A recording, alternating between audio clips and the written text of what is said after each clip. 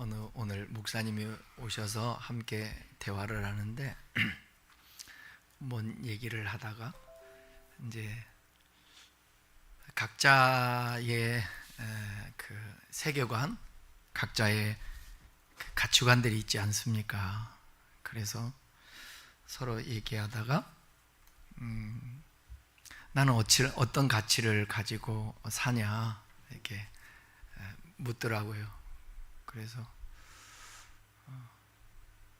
말 그대로 나는 무슨 일을 성취한다든지 목적 중심이 아니라 나는 가치 중심적인 사람이다. 우리 옛말에 그런 말 있잖아요. 어떻게 가도 서울 안가만 가면 된다. 근데 실제 그러더라고요. 어떻게 가든 교회 부흥하면 되고 뭐 하나님 나라 영광을 위하여서 무슨 짓인들 못해?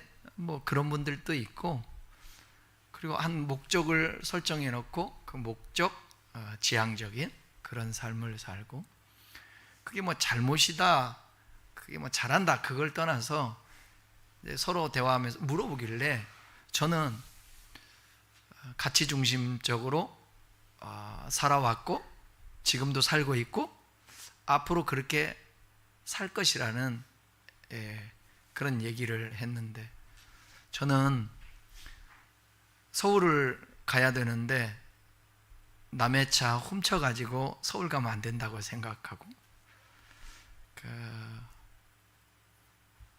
남의 등에 업혀서 힘들게 하면서까지 내가 그 서울을 꼭 가야 된다고 생각하지 않고, 그래서 주어진 삶을 진실되게 또 최선을 다해서 할 수 있는 만큼 그렇게 살아가는 것이 하나님이 원하는 삶이 아닐까? 저는 그렇게 생각합니다. 히브리서 11장을 계속 강의하면서 믿음이라는 게 뭔가 그냥 한마디로 말할 수 있는 건 아니에요. 그러니까 다양한 모습들의 아브라함, 뭐 성경에 처음 나오는 누구예요? 아벨부터, 그 다음에 누구예요? 아벨 다음에 에녹 나오고, 에녹 다음에 노아 나오고, 그렇게 이제 아브라함, 이삭, 야곱, 오늘 모세에 대해서 함께 살펴볼 텐데, 그냥 믿음이 단순하게 한 가지로 그냥 하나님 믿습니다, 이게 믿음이라면 그런 많은 인물들을 동원하지 않았겠죠. 여러분들이 믿음으로 구원받는 거 맞죠? 행위로 구원받는 거 아니죠? 그 믿음이라는 믿음의 거리, 죽을 수밖에 없는, 아니 이미 죽었던 우리들, 허물이 많고 죄가 많은 우리들에게 예수 그리스도만이 우리의 죄를 대속할 수 있다라는 그 은혜를 우리에게 허락해 주셔서 누구든지 그 은혜를 받아들이고 믿는 자마다 구원을 얻는다. 그런데 우리가 오해하면 안 될 게, 예수 그리스도께서 십자가에서 나를 위해서 죽으셨다라는 사실, 그것을 지식적으로만 믿는 존재론적인 그 믿음은 100점이 아닙니다. 그것은 반절밖에 안 되는 거예요. 우리가 우리의 믿음이 온전히 증명이 돼야 그게 믿음인 것이지, 말로만 하는 믿음, 그 다음에 존재만 믿는 믿음, 그 믿음은 귀신들도 믿을 수 있다는 것입니다. 그래서 믿음이라는 것은, 믿음의 조상들, 선조들을 보게 되면 다 관계 안에서 그분을 신뢰하며 그분으로 인하여 그분의 영향을 받고 그분의 뜻과 말씀대로 관계하면서 살고 완성해 가는 그 태도, 그것이 믿음인 거예요.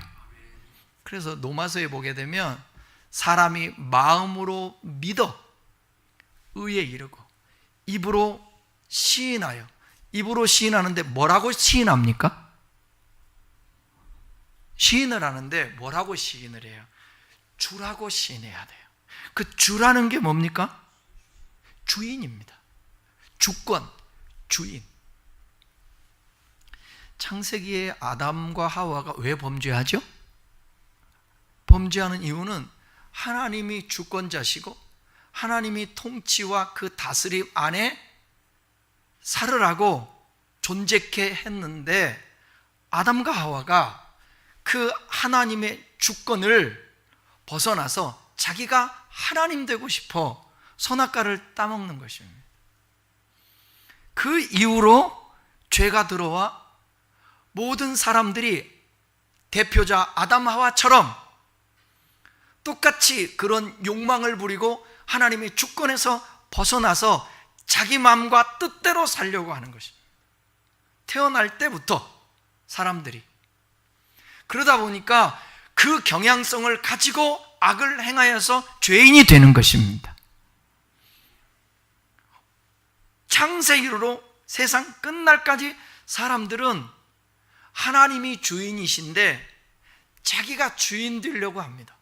그런데 예수를 믿는 것까지도 주인을 바꾸기 위해서 우리가 예수 믿는 거 아닙니까?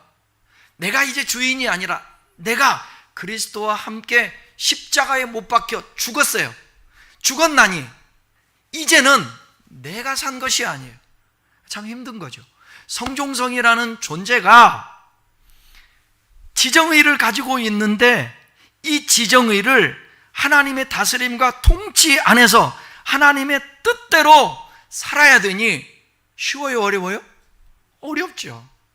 여러분, 하나님의 말씀대로 사는 게 어려워요, 쉬워요? 나는 어려워요. 여러분 쉬워요?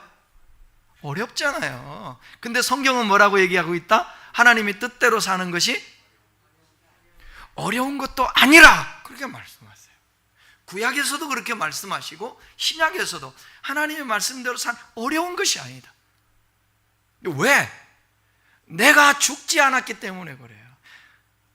복음은요, 복음은 예수 그리스도를 나의 구주로 받아들여서 이제는 나를 부인하고 십자가를 지고 따라가는 삶, 이게 제자의 삶이잖아요. 이게 우리는 예수를 믿으면서도 죽기 위해서 예수 믿은 게 아니라 살기 위해 예수를 믿어요. 가만히 보세요. 뭐든지 우리의 뜻과 욕망을 이루기 위하여서 하나님을 섬기면서 하나님을 수단으로 이용할 때가 참 많다는 거예요. 그래서 아까 내 주여 뜻대로 하시옵소서 찬양을 하는데, 이 찬양이 부를 수는 쉽지만, 부르기는 쉽지만 이렇게 살기는 어려워요. 그런데 주님은 줄기차게 우리에게 가르쳐줘요. 기도를 뭐라고요? 너희는 이와 같이 기도해라. 그걸 일명 뭐라고 그래요? 주기도문. 주님이 가르쳐준 기도문. 자, 한번 해봐요. 뭐라고요? 하늘에 계신 우리 아버지. 왜 하늘에 계신 우리 아버지라고 그랬을까요? 그냥 아버지 하나님 되는데 하늘에 계신 왜 우리 아버지라고 그랬을까? 초월자이시라. 초월자. 우리와 구분되는 분이시라고요. 그 구분되시는 분이 나를 사랑해서 우리 안에 예수 그리스도를 보내주시고 그분으로 인하여 중복해 하시는데, 기도를 뭐냐? 하늘에 계신 우리 아버지요. 그 다음에 뭐예요? 그의 이름이 거룩해. 우리를 통하여 그의 이름이 거룩히 여김을 받으시오. 그 다음에 나라의 마옵시오. 그 나라라는 게 지난 주일날 제가 악을 쓰면서 내가 진짜 뭐 별소리 다 하고 내 목회하면서 처음으로 그렇게 여러분들에게 협박 겸 사정 겸 부탁 겸 했던 것 같아. 어? 졸지 마라. 혹시 졸리면 뒤에 가서 그래, 제가 그 설교에는 유튜브를 들어보니까 민망하더라고요. 듣고 싶지가 않더라고. 왜? 그만큼 중요하기 때문에 제가 강조를 했거든요. 나라가 임한다라는 게 뭐예요? 공간적인 나라가 임한다는 게 아니라, 그 개념이 아니라, 여러분, 국가가 되려면 3요소가 있습니다. 3요소. 3요소가 뭐죠? 주권, 영토, 국민이에요. 여기서 가장 중요한 게 뭐예요?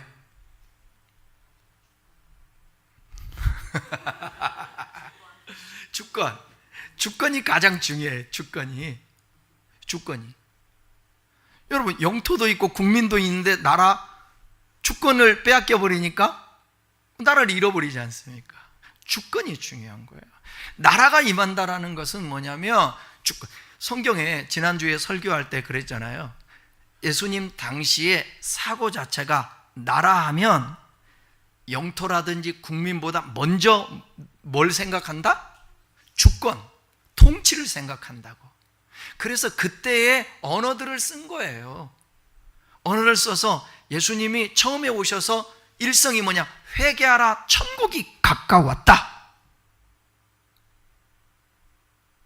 근데 왜 마가는, 복습해 봐야지, 마가는 때가 찼고 하나님의 나라가 가까웠으니 회개하고 복음을 믿으라 그러잖아요. 근데 마태는 회개하라, 천국이 가까웠다. 왜 마태는 천국이라 쓰고 왜 마가와 누가는 하나님 나라라고 했다고 가르쳐 줬죠? 막 이게 이렇게 그 설명 들으려면 그 유튜브 다시 이제 들어보셔도 되고. 통치,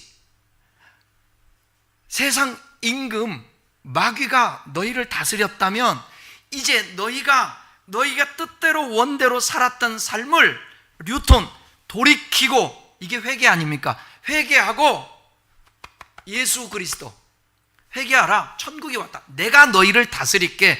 이제는 마귀가 너희를 다스리는 게 아니고 너희 자신이 주인이 아니라 예수 그리스도, 내가 너희를 다스리고 통치할게. 천국이 여기 있다 저기 있다 할 것이 아니요, 너희 안에 있다. 너희 안에가 어디라고? 여기라고? 가운데라고? 어머, 가운데 계시다. 그걸 누구를 두고 얘기한 거라고요?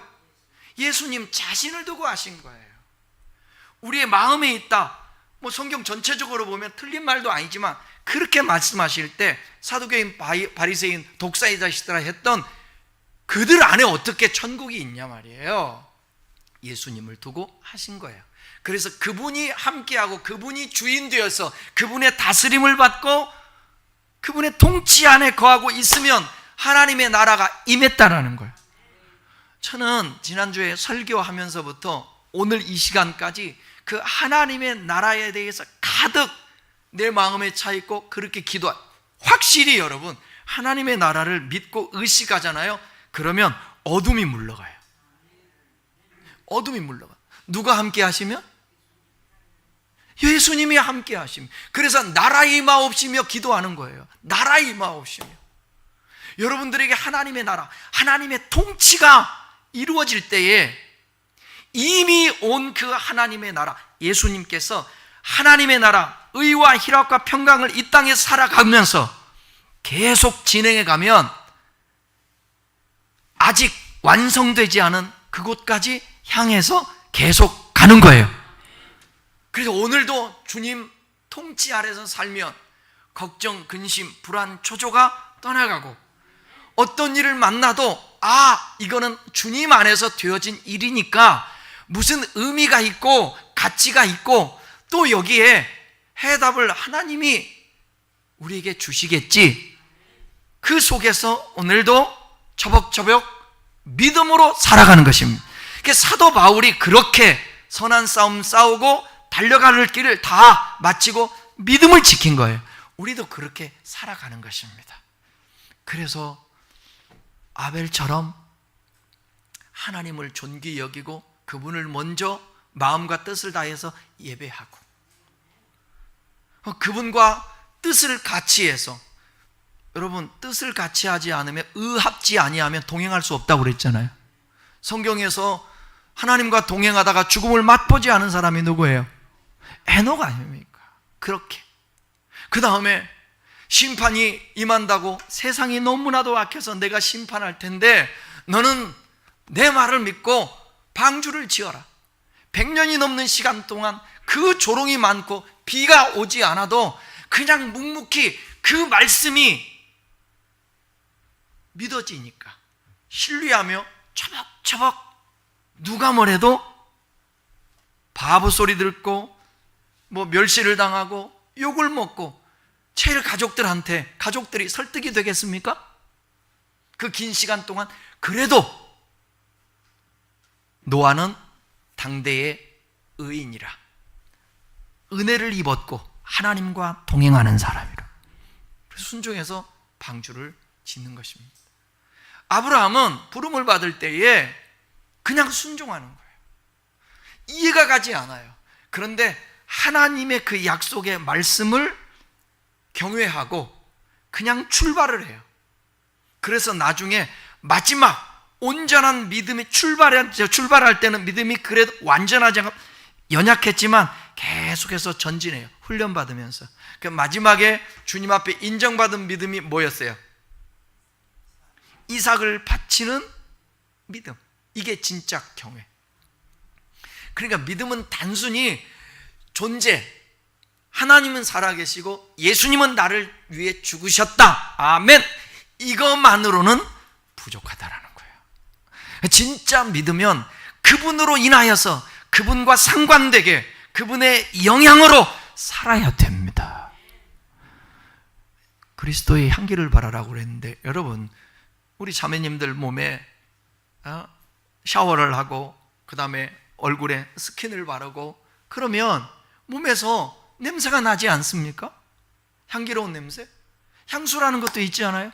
향수를 뿌리면 그 향기가 난단 말이에요. 맡아요. 그러듯이 그리스도의 영향을 받는 사람은 너희가 내 안에 거하고 내 말이 너희 안에 거하면, 나는 포도나무요 너희는 가지니, 가지가 포도나무에 붙어 있으면 당연히 예수님이 나와 함께 하시니까 내 삶 속에 예수님의 향기가 흘러나오게 되는 것입니다. 그래서 예수님이 빛이시고 빛이 되신 그 예수님을 영접함에 요한복음 1장에 뭐라고 그랬냐? 너희는 빛 가운데 거하고 너희는 빛을 받았으니까 너희 또한 빛이라 그랬다고. 그러니까 예수님이 내 안에 들어오니까 예수님이 세상에 비춰지는 것입니다. 여러분들이 예수님의 영향으로 살아내는 삶이, 그게 진짜 믿음이라는 거예요. 그러니까 오늘도 모세를 살펴보는데, 모세는 도대체 하나님이 인정해 주는 믿음인데 계속해서 나오잖아요. 아브라함은 믿음으로, 이삭은 믿음으로, 야곱은 믿음으로, 요셉은 믿음으로. 여기 모세도 믿음으로 해요. 그렇다면 이 사람들이 어떻게 살았느냐? 무엇을 보고 주님은 믿음으로 산 삶이라고 말씀하고 있을까? 저와 여러분도 마찬가지예요. 믿음으로 성목사는, 믿음으로 이경우는, 믿음으로 윤용주는 어떻게 살았느냐가 증거되어야 된다는 것입니다. 여러분, 우리가 무엇을 소유하고 있는가, 그 중요해요, 안 중요해요? 얼마나 중요해요. 내가 어떠한 무엇을 소유하고 왜? 몸을 입고 살아가니까. 물질도 중요하고, 이 세상에서 인정받고 성공하는 것도 중요하고, 그래요. 달란트대로 살아내는 것. 그 다음에 달란트에 한 달란트 맡은 사람은 한 달란트를 남기고, 5달란트 받은 사람은 5달란트를 남기고, 각자에게 주어진 삶들이 있단 말이에요. 그러나 그보다 더 중요한 것은 무엇이냐면, 내가 하나님 앞에서 어떤 믿음의 존재로서 살아가고 있는가, 그거예요. 오늘 히브리서 강해를 이어가며 믿음의 위대한 거장, 오늘 모세의 믿음에 대해서 살펴볼 텐데, 설교의 제목이 뭐냐? 거절해야 비로소 보이는 것들. 우리가 믿음을 통해서 무언가 얻기도 하지만 때로는 믿음으로 포기도 하고요, 믿음으로 내려놓기도 하고요, 믿음으로 거절하기도 해야 할 때가 있습니다. 모세의 믿음이 오늘 본문에서는 그런 모습이에요. 모세의 인생은 우리의 인생처럼 연약했어요. 실수가 얽혀 있었지만 하나님의 시선으로 재해석하며 그 놀라운 비밀을 우리들에게 얘기하고 있는데, 오늘 본문의 말씀을 통해서 한번 살펴보도록 하십시다. 모세와 그 가문이 무엇을 거절했고 그는 또 무엇을 거절했기에 하나님 앞에 인정받는 믿음이었는지 살펴봅시다. 자, 23절 다시 한번 같이 읽어보겠습니다. 시작. 믿음으로 모세가 낳았을 때에 그 부모가 아름다운 아이임을 보고 석 달 동안 숨겨 왕의 명령을 무서워하지 아니하였습니다. 모세라는 위대한 인물의 믿음 뒤에는 누가 있었는가? 세상을 두려워하지 않고 거절했던 부모의 위대한 믿음이 있었습니다. 당시 모세가 태어날 때 여러분 배경을 잘 알죠? 애굽에서 노예 생활을 하던 이스라엘 백성들의 수가 점점점 늘어나요. 애를 낳으면 얼마나 건강한 아이들이 막 태어나는지 몰라요. 그러니까 위협을 느낀 것입니다. 왜냐하면 유대인의 숫자가 너무 늘어나니까. 그때 애굽의 왕 바로는 끔찍한 악법을 선포합니다. 뭐냐면 히브리인들에게서 남자아이가 태어나면 모조리 나일강에 던져 죽이라는 명령입니다. 그런 상황에서 어느 날 한 가정에 모세라는 사내 아이가 태어나요. 왕의 명령대로라면 당장 강가에다가 던져야 돼요. 죽여야 되는 거예요. 들키면 만약에 죽이지 않고 던지지 않고 들키면 온 가족이 몰살당하는 그 공포의 순간이었습니다. 그러나 모세의 부모였던, 모세의 부모 아세요? 아므람. 엄마는 요게벳. 그 아이에게서 하나님의 특별한 아름다움과 계획을 보게 된 거예요, 부모가. 그러니까 여러분, 우리의 부모님들은 믿음이 없을 수도 있어요. 있으면 좋지만. 그러나 거기까지는 우리가 어떻게 할 수 없잖아요. 뭐 전도도 하고 예수를 믿게 하고 복음을 갖게 하기도 그러지만, 우리가 믿음의 부모가 되고 아니면 믿음의 어른이 되어서 세상 것들을 두려워하지 않고 하나님의 뜻을 이루는데 때로는 세상 것을 거절할 줄도 알아야 되는 거예요. 근데 이게 쉽지가 않지 않습니까? 세상의 법과 왕의 명령을 거절하게 되면 어떻게 돼요? 큰일 나죠. 죽어요. 멸문지화 당해요. 그런데 아이를 숨겨서 키우기 시작합니다. 세상 권력이 주는 공포를 거절했고 그들의 눈에는 세상보다 크신 누가 더 크게 보이신 거예요? 하나님이 더 크게 보이신 것입니다.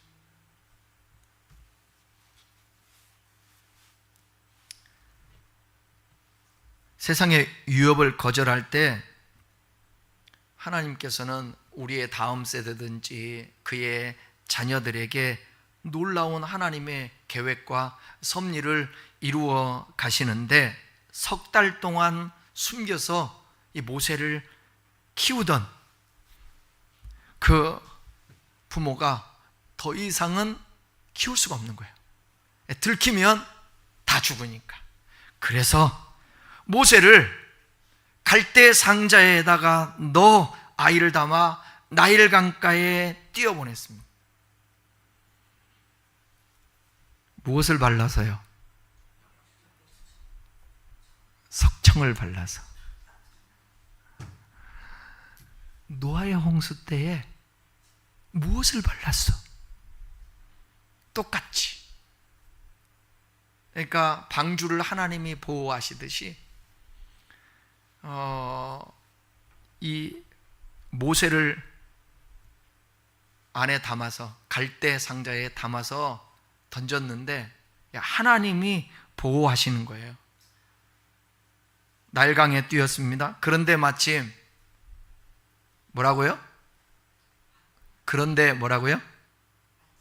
마침. 그런데 마침 바로의 공주가 목욕을 하러 나왔네요. 칼퇴 상자를 발견했습니다. 그리고 건져내요. 봤더니 아이가 똘망똘망해요. 아름다워 보여요. 그래서 이 아이를 불쌍히 여겨 자신의 아들로 키우게 되었습니다. 죽을 수밖에 없던 노예의 아들이 하루아침에 당대 최고의 대국이었던 애굽 왕실의 왕자가 된 것입니다. 모세는 그렇게 40년 동안 애굽의 최고급 교육을 받으면서 황태자로서 모든 안락함을 누렸습니다. 가만히만 있으면 부와 권세를 평생 동안 보장받는 삶을 살 수 있었습니다. 그런데 성인이 된 모세가 어떤 선택을 했는지 보십시다. 24절과 25절입니다. 읽습니다. 믿음으로 모세는 장성하여 바로의 공주 아들이라 칭함받기를 거절하고 도리어 하나님의 백성과 함께 고난받기를 잠시 죄악의 날을 누리는 것보다 더 좋아하고, 그러니까 믿음으로 거절하고 고난받는 것도 즐거워했다. 주어 앞에가 뭘로? 믿음으로. 성경은 모세가 철이 들고 장성해서 행한 첫 번째 믿음의 행동이 뭐냐? 거절이에요. 거절하고 라는 단어. 이 거절이라는 단어는 헬라어에 보게 되면 단순한 거절이 아니라 적극적으로 부정하고 물리치는 행동입니다. 모세는 왕자의 신분을 단호히 거절했습니다. 그는 애굽의 공주의 아들이라는 화려한 타이틀과 왕위 계승권, 막강한 그 권력을 거절했어요. 그리고 오히려 노예로 고통받는 자기 동족, 즉 하나님의 백성과 함께 고난받는 것을 선택했다는 것입니다. 화려한 궁궐에서 잠시 죄의 즐거움을 누리는 것보다 고난의 길을 걷는 것을 더 좋아했다고 증언하고 있습니다. 그런데 여기서 성경을 좀 자세히 읽는 사람들은 한 가지 중요한 의문이 생길 거예요. 뭐냐면 구약성경 출애굽기 2장에 보면 모세가 멋지게 왕궁을 제 발로 걸어 나왔나요? 그거 아니잖아요. 애굽 사람을 쳐 죽인 살인죄가 들통나서 바로 왕을 피해 어쩔 수 없이 미디안 광야로 도망친 것처럼 우리는 보이지 않습니까? 도망친 게 무슨 믿음의 결단이고 거절인가? 이렇게 우리는 의문을 가질 수 있습니다. 그런데 우리는 눈에 보이는 사건 뒤에 숨겨진 그 하나님의 중심과 믿음을 보아야 하는데, 잘 들어보세요. 모세가 왜 애굽의 감독관을 쳤습니까? 출애굽기에 보게 되면 모세가 장성하여 자기 형제들에게 나가서 그들이 고되게 노동하는 것을 보고 히브리인으로서 자기의 백성들이 노역하면서 매를 맞고 억울하게 고통당하는 것을 지켜본 거예요. 도저히 참을 수가 없는 거예요. 자기 동족을 저렇게 고통당하게 만드는 저 애굽의 사람을, 감독관을 그냥 둘 수가 없었어요. 그래서 친 거예요. 그런데 죽게 된 것입니다.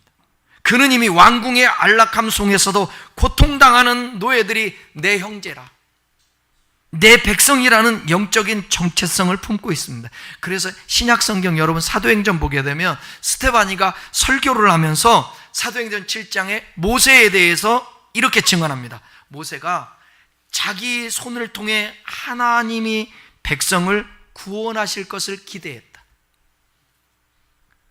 그러니까 표면적으로 보게 되면 모세가 사람을 죽여서 쫓겨나고 도망자 같지만 그 하나님의 섭리로 보게 되면, 그 이면을 보게 되면 이미 하나님이 계획 속에 그가 있었다라는 것입니다. 모세는 비록 방법론에서 혈기가 앞서서 실수를 저질렀지만 그 마음 중심은 이미 애굽의 황태자가 아니라 하나님의 백성으로 살기로 결단했다라는 것입니다. 더 나아가 죄가 탄로났을 때 모세는 애굽 공주의 힘을 빌릴 수 있지 않습니까? 엄마, 내가 이런 일을 저질렀는데 엄마 나 좀 도와줘.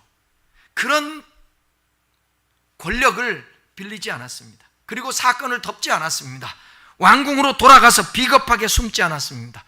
왕궁으로 돌아가서 다시 안락을 누릴 수 있는 기회와 특권을 과감하게 거절했다라는 거예요. 그 거절이 무엇이 있어서? 믿음이 있어서. 결과적으로 보니까 거친 광야에서도 도망자로 사는 고난의 길을 그가 받아들였습니다. 쉽지 않죠. 그것을 하나님은 믿음으로 봐주신 거예요. 하나님은 모세의 거친 열기는 어디에서 꺾였느냐? 40세에 바로 사용하실 수가 없는 거예요. 광야에 40년 동안 그를 깎고 다스무셨습니다. 세상 특권을 거절하고 하나님의 백성과 고난받기를 더 좋아했다라고 히브리서 기자는 말하고 있지 않습니까? 그의 그 귀한 중심만큼은 하나님이 믿음으로 봤다라는 것입니다. 모세가 애굽 왕자라는 화려한 껍데기를 과감히 거절할 때 비로소 자신이 영광스러운 하나님의 백성이라는 진짜 정체성이 보이기 시작한 것입니다. 그렇다면 모세는 인간적인 이 실패와 위기 속에서도 어떻게 그 대단한 왕궁의 기득권, 그것을 미련 없이 거절할 수 있었을까? 그 답이 나와요. 그게 히브리서 11장 26절입니다. 다 같이 함께 읽어보겠습니다. 시작. 그리스도를 위하여 받는 수모의 애굽의 모든 보화보다 더 큰 재물로 여겼으니 이는 상 주심을 바라보미라. 모세에게는 세상 사람들이 보지 못하는 신령한 눈이 열려 있었습니다. 그의 눈에는 애굽 왕실 창고에 가득 쌓인 황금이라든지 보화라든지 권력이라든지 그 안식이라든지 그걸 보지 않았습니다. 장차 고통당하는 자기 백성을 구원하러 오실 막연한 것 같지만 메시아, 그 메시아의 발자취를 따르며 받는 고난이 훨씬 더 가치 있고 값진 진짜 보화로 보였습니다.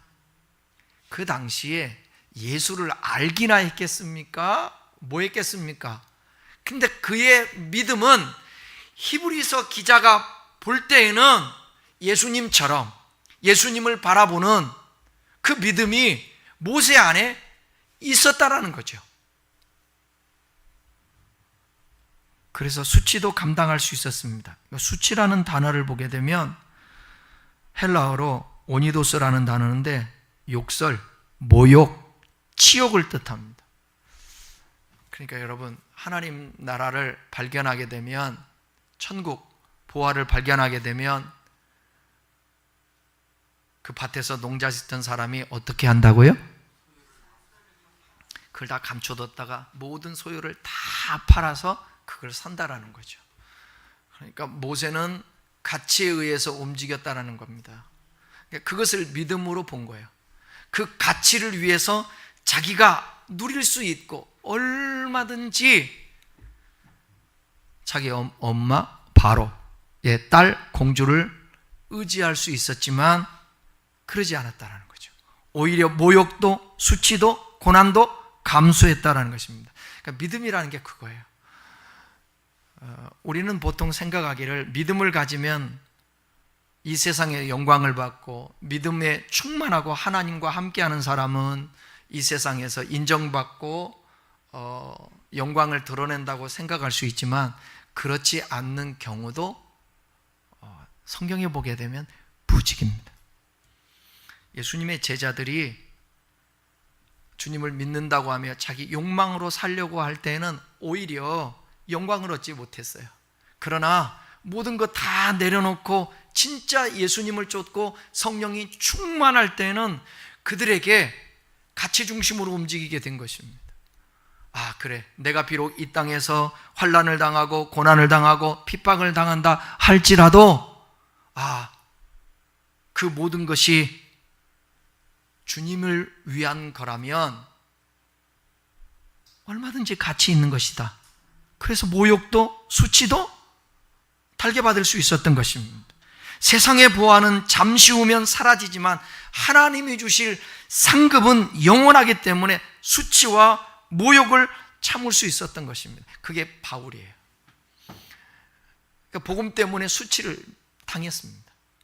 예수 믿는 것은 수치를 면하는 것이 아니라 수치를 당하는 것이라는 거죠. 그러니까 저는 전에도 말씀드렸지만 성경을 읽다가 왜 하나님의 사람들은 꼭 잘 돼야 되는가? 근데 성경 보니까 사도행전에 똑같이 예수 복음을 전합니다. 오늘날로 얘기하면 주의 종들이에요. 야고보와 베드로가 복음을 전해요. 똑같은 환경에서 똑같은 상황에서. 둘 중에 하나는 죽고 하나는 살아요. 누가 죽어요? 야고보가 죽어요. 그리고 베드로가 살아요. 그럼 어떤 사람들은 그렇게 말할 수가 있을 거예요. 야고보는 왜 죽어요? 베드로는 왜 살고? 하나님의 행하시는 일이에요. 인간의 시각으로 보면 죽었기 때문에 저 사람은 하나님의 영광을 돌리는 사람이 아니라고 말할 수 있어요. 베드로는 살아서 하나님의 영광이라고 말할 수 있어요. 근데 하나님은 그렇게 보지 않는다는 거죠. 때로는 죽음도 영광일 수 있고. 어디에요? 요한복음에 보게 되면 내가 영광을 얻을 때가 됐다고 예수님이 말하잖아요. 그러면서 한 알의 밀이 땅에 떨어져 죽지 아니하면 그대로 있고 죽음은 많은 열매를 맺으리라. 그러니까 예수님의 죽음이 영광이었어요. 왜냐하면 예수님이 죽어야 하나님의 뜻이 이루어지니까. 야고보도 똑같은 거예요. 야고보가 죽음으로 인하여서 하나님이 영광 받으시고 그 복음 때문에 죽는 그 가치를 보면서 도대체 예수라는 존재가 어떤 존재이기 때문에 저 사람은 목숨을 걸고 복음을 전하지? 그러는 거예요. 12사도가 거의 다가 가룟유다 다음에 또 마띠아가 세워지지 않습니까? 거의 다가 요한 사도만 빼고는 다 순교를 당합니다. 왜 그럴까? 그만한 예수 믿는 복음에 대한 가치가 있었기 때문에 그들은 목숨을 걸기까지 한 것입니다. 그리고 그 가치를 추구하다 보니까 하나님이 오히려 그들에게 무엇을 허락해 주느냐? 팔복에서 마지막 복이 뭐죠? 팔복의 마지막 복. 그렇죠. 박해받는 자는 복이 있나니 천국이 저희 것이고 또 저 하늘에서 상이 클 것이다. 그렇지 않습니까? 그러니까 제자들은 그 예수님이 산상수훈 때 처음에 첫 제자로 부름받아서 했던 말씀을 떠오르는 거예요. 예수님이 죽으셨다 부활하는 거 이거 거짓이 아니구나. 그러면 부활하는 걸 보고 그러면 전에 말씀했던 모든 말씀들이 사실이구나. 그렇다면 복음을 위해서 박해를 당한다 할지라도 우리는 천국이 우리 것이고 그 다음에 상급이 있을 것이라는 사실을 믿게 된 것입니다. 그것을 히브리서 기자는 모세도 그랬을 것이다. 그렇게 믿음으로 보고 있는 거예요. 여러분, 내게 손해가 돼도 어떤 것을 거절하고 내려놓고 포기하고 그래야 될 때가 있습니다. 그때 억울할 수 있고 손해 볼 수 있고 우리가 답답할 수 있잖아요. 왜? 내가 그래야 되는데. 그때에 하나님께서 우리들에게 그 거절을 통하여서 하늘의 상이 크다고 말씀할 수 있습니다. 모세는 자기가 세상에서 누려야 할 그 모든 것들, 그것은 죄와 함께 누리는 낙이라고 말하고 있습니다. 그러나 그가 당하는 지금 고난은 그리스도를 위하는 고난이라고 생각하고 있습니다. 여러분들이 올바른 명분을 위하여 주님의 뜻을 위해서 고난받는 것, 좀 손해보는 것, 세상에서 당하는 것, 멸시를 당하는 것, 복음 때문에 핍박을 당하는 것, 그거 다 우리 주님이 보고 계세요. 어쩌면 우리들을 바보 취급할 수도 있습니다. 보이지 않는 그 하나님을 믿는다고. 이 수요일날 피곤한 육신 가지고 와서 예배드리는 모습을 보면서 바보라고 할 수 있습니다. 그런데 여러분, 그것은 악한 영들의 소리예요.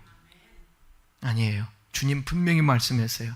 사람이 한 번 나서 죽는 것은 정한 것이요, 죽은 뒤에는 심판이 있다는 것입니다. 그 심판 앞에서 하나님은 우리가 이 땅에서 예수 그리스도를 믿음으로 말미암아 어떻게 살았느냐에 따라서 상으로 갚아준다는 것입니다. 성경에서 말하는 상이 뭘까요? 어떤 사람에게는 금, 뭐 그런 걸까요? 상급이라고 그러는데, 성경에서 상급이라고 할 때 아브라함에게 나는 너의 상급이라 말했잖아요. 그럼 무슨 뜻이에요? 상이, 아브라함에게 있어서 상이 누구라는 거예요? 하나님이라는 거예요. 그러니까 성경에서 말하는 상은, 상급은 하나님 자신입니다. 그러니까 신명기에서도 보게 되면 복이 뭐냐? 하나님이라고 말합니다. 그래서 너는 하나님을 선택해라. 하나님이 복이니까. 저와 여러분들에게 줄 상은 뭐냐면 황금이 아닙니다. 하나님이십니다. 그래서 영원한 우리의 영생의 삶 속에 하나님이 우리와 함께 하시며 그분이 우리를 통치하시고 그분 안에서 의와 희락과 평강과 자유와 기쁨을 누립니다. 그곳에는 부족함이 있을까요, 없을까요? 부족함이 없습니다. 비교가 있을까요, 없을까요? 그래서 상급은 어떤 사람은 큰 상급을 받고 어떤 사람은 뭐 이상한 거 개털모자 쓰고 그렇게 해석을 하면 성경이 안 풀립니다. 하나님이 상급입니다. 하나님. 그분으로 인하여서 그냥 기뻐하고 즐거워하는 거예요. 그러니까 하나님 나라는 의와 희락과 평강이라고 말하고 있는 것입니다. 그곳에 가면 기도는 없습니다. 맨날 기도하라고 강조하는데 구할 것이 없습니다. 그냥 그 자체가 안식이고 그 자체가 축복이고 부족함이 하나도 없습니다. 성경에 부족함이 없으리로다 어디에 나오죠? 시편 23편 시작. 여호와는 나의 목자시니 내게 부족함이 없으리로다. 근데 실제로 보게 되면 다윗에게는 부족함이 없었을까요? 왜 부족함이 없다고 고백하냐면 그가 사망의 음침한 골짜기를 다닐지라도 해받음을 두려워하지 않을 것은 주의 지팡이와 막대기가 나를 안위하시고 함께한다. 주님의 함께하심, 그 순간 그 믿고 살아가는 삶에는 부족함이 없다라고 고백하는 것입니다. 이 땅에서도 하나님 나라를 경험하며 부족함이 없다고 고백을 하는데, 그런데 진짜 눈물이 없고 이별이 없고 슬픔이 없는 저 공간적인 하나님 나라에서는 그분이 통치함 속에 살아갈 때에 어떤 부족함이 우리에게 있겠습니까? 그러니까 그 날을 꿈꾸며 오늘도 믿음으로 살아가는 것입니다. 그런 생각을 해요. 어차피 이 세상에 우리에게 주어진 삶들이 각자들에게 있는데 우리에게 남은 삶이 몇 년 있을지는 아무도 모르지만 언젠가는 코끝숨 끝나는 그날이 반드시 있다고요. 그러니까 조금 부족해도, 내가 다른 사람보다 좀 못해도, 좀 부족한 점이 있어도, 좀 누리지 못하는 것 있어도 TV 보면서 저런 사람들은 뭐 전 세계를 여행하면서 쉬기도 하고 참 좋겠다 그럴 수도 있는데 못 가도 좀 섭섭해하지 말고 어떻게 해요? 가고 싶어도 안 되는 걸 그냥 살아야지. 그죠? 그냥 살다 보면 어느 날 우리의 생명이 끝나는 그날, 그때에 이제 진짜 영생이 시작되는 거 아니겠습니까? 그날까지 우리가 오늘도 아무리 고난, 어려움이 있다 할지라도 그 소망 가운데 상 주시는 이심을 바라보면서 오늘을 견디면서 또 살아가는 것입니다. 그렇다고 인생이 꼭 고난만 있는 건 아닙니다.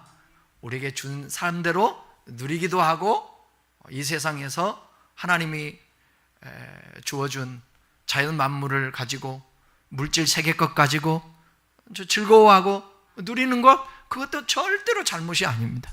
예수 믿는 사람은 늘 교회 안에서 다 울면서 기도만 하고 절대로 그런 거 아니에요. 어느 목사님이 하루에 기도를 5시간, 7시간 기도를 하니까 그 아들이 아버지 기도 좀 그만해요 그랬대. 아버지 기도 좀 그만하라고. 그런데 자기가 지나고 보니까 아들 말이 맞더래. 기도를 5시간, 7시간 하니까 누구 소리도 안 듣더래. 자기가 나중에 보니까 그렇게 고집이 세고 자기가 신령한 줄 알고 자기가 다 말하는 것이 옳고 기도하지 않는 사람은 다 무시하게 되더래. 그리고 자기만 7시간 기도하니까 하나님의 뜻을 알고 계시를 받는 것 같은 느낌이 들더래. 그래서 기도 안 하고 나가서 쿠팡 물건을 나르고 그렇게 됐대. 그러면서 자기가 겸손을 배웠대. 여러분, 그리스도인들이 교회에서만 사는 게 믿음 좋은 게 아니에요. 절대로. 기도만 하는 게 절대로. 기도는 하나님의 뜻을 이루기 위한 수단이에요. 기도 자체가 그것이 아버지의 뜻일 수는 없어요. 개 중에는 어떤 사람에게 특별한 사명이 있어서 뭐 그렇게 할 수도 있겠지만, 예외적으로 우리 모두는 하나님이 주인 자연 세계를 누리기도 하고 기뻐하기도 하고, 네? 그 속에서 즐거움을 갖고 카페에 가서 커피 한 잔 먹으면서 생각하고 그 누릴 거, 그 죄예요 아니에요? 네? 여행 가는 거 죄예요 아니에요? 그 주일 빼먹고 주일 여행 가고 그 죄예요 아니에요? 왜 또 줄어들어? 일관성이 없다니까? 주일 빼먹을 수도 있죠. 뭐 어디 외국 같은 데 여행 가면, 그러면 거기 가서 거기서 예배하면 되지. 근데 예배 도저히 들을 수 있는 상황도 아니야. 와이파이도 안 돼. 그럼 어떡해? 에? 또 기도해? 뭐라고 기도해? 뭐 주십시오? 아니, 그곳에서 찬양하면 되잖아. 그냥 누가 들을까봐? 그럼 속으로 하면 되잖아. 하나님, 이 자연 만물이 이렇게 아름다운데 이것은 하나님이 창조하신 것입니다. 그게 예배 아니겠어요? 주일날 와서 맨날 개심치레한 눈 가지고 원망과 불평하고, 하나님 도대체 나는 왜 맨날 이렇게 살아야 되냐며, 그 불평하면 그게 무슨 예배가 되겠어? 하나님을 여러분 안에 가둬두지 마시고, 하나님이 보통 분이 아니야. 나는 아예 그래서 고민은 하되, 알려고 몸부림치되, 회의를 하고 의심도 하되 갈등도 하되, 그걸 왜 하느냐? 불평하기 위해서, 원망하기 위해서 그런 것이 아니라 더 하나님을 알기 위해서. 여러분, 하나님이 옹졸하신 하나님 아니에요. 얼마나 위대하신 분이신데, 여러분 조금 잘못했다고 해서 하나님이 삐져가지고 떠나버리고 그런 분 아니에요. 여러분이 아무리 잘못해도 아파하시면서 그러면 안 돼, 또 격려하고 가르쳐주고 세워주시는 분이 우리 주님이세요. 모세는 세상에서 누리는 그 어떤 영광보다도 주님 안에 거하는 것이, 그리고 백성들과 함께 고난당하는 것이, 그것이 오히려 복이라고 생각한 거예요. 왜?